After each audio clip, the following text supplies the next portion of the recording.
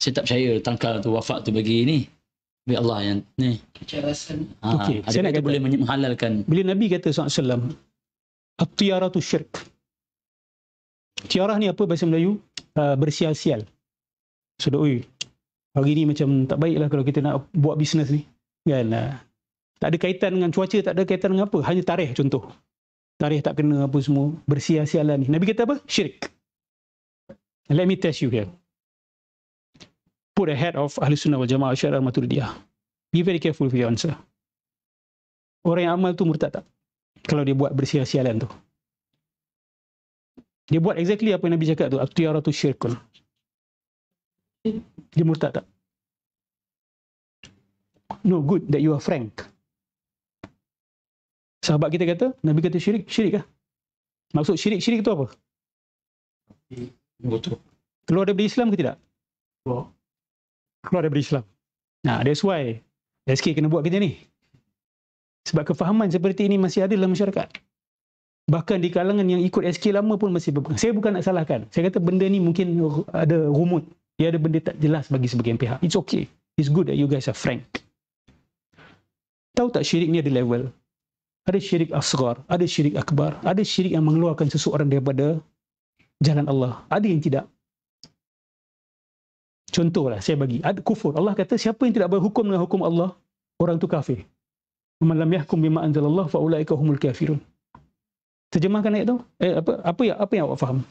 Siapa yang tak berhukum dengan hukum Allah, kafir. Kafir. Siapa yang YouTube dia kena copyright, dia berhukum dengan YouTube. YouTube, dia kafir. Dia kena hukum Allah. Faham? Dia tak berhukum dengan hukum Allah. Contoh dekat Malaysia ni, kerajaan kita ni, ada amal riba tak? Ada. Ekonomi Malaysia ni berdiri atas riba. Itu hukum Allah tak? So saya nak tanya, kerajaan Malaysia ni kafir ataupun tidak? Dan awak yang mengamalkan riba ni, kafir ataupun tidak?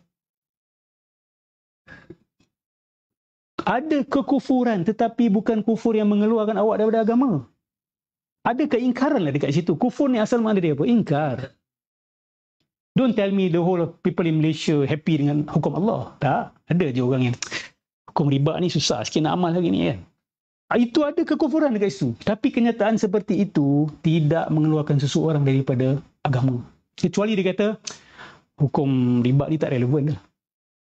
Tapi kalau dia masih struggling, aku tahulah Allah kata haram tapi macam mana nak survive? Itu kafir tak? Saya tanya. Murtad tak dia? Tapi Allah kata kufur dalam Quran. Dalam kufur. Kalau macam tu boleh membawa kepada kekufuran. Kalau dia kata aku tahu benda ni haram tapi susah nak amalkan di dunia hari ini. Itu tidak kufur lagi. Tapi itu kalam yang mungkin ada ulama kata ada kefasikan padanya. Ada kelemahan kepadanya. Tapi kalau dia kata hukum Allah ni tak relevan di zaman kita ni. Itu kufur. So ayat tu clear tak? Siapa yang tidak berhukum dengan hukum Allah dia kafir. Ini yang digunakan oleh puak Khawarij untuk takfir orang Islam. Takfir Sayyidina Ali. Sebab bagi dia Sayyidina Ali tak ikut hukum Allah SWT maka dia kafir. Sedangkan itu bukan kufur akbar. Itu bukan kufur yang mengeluarkan seseorang daripada jalan Allah. Sama juga dengan tadi, at-tiyaratu syirk. Bukalah tafsiran para ulama. Tak ada ulama yang kata tiarah ini memurtadkan seseorang. Tak ada. Sebab tu bahaya bila kita baca terjemahan.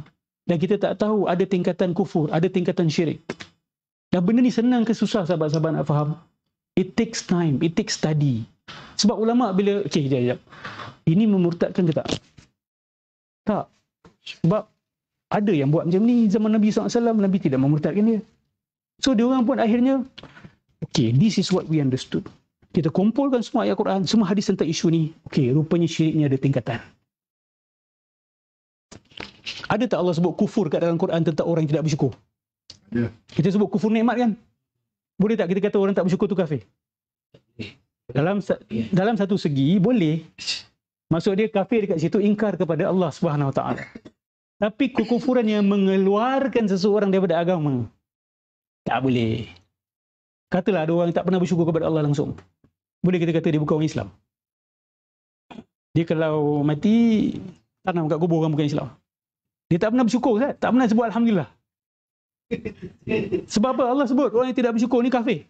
Dia telah kufur. Bahasa kita pun kufur nikmat. Kalau kita ambil literal, Allah dah kata kufur-kufur lah. Ini masalah. Sebab tu bila Muhammad Abdul Wahab mengkritik fiqh, dia kata fiqh ni lah syirik. Fiqh ni syirik, ikut ulama mazhab ni syirik. Dia telah merobohkan disiplin ilmu. Bila roboh disiplin ilmu, you akan tengok pelampau-pelampau ni keluar.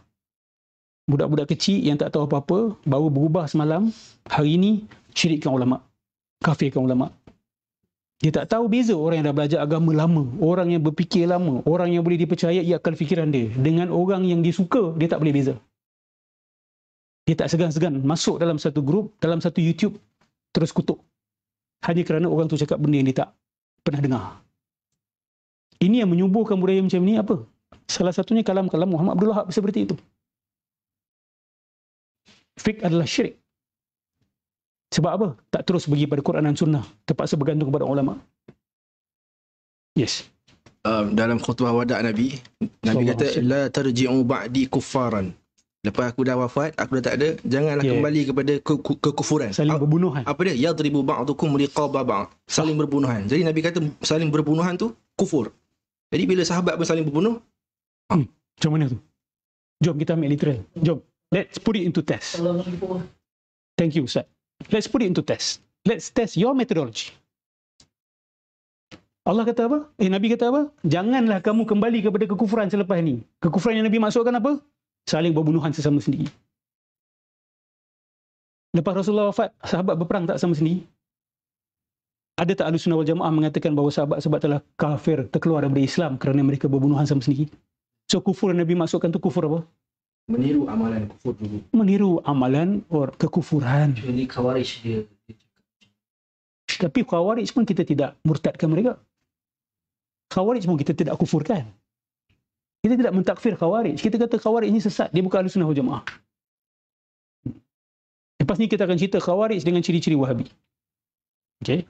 So malam ni dia panjang sikit.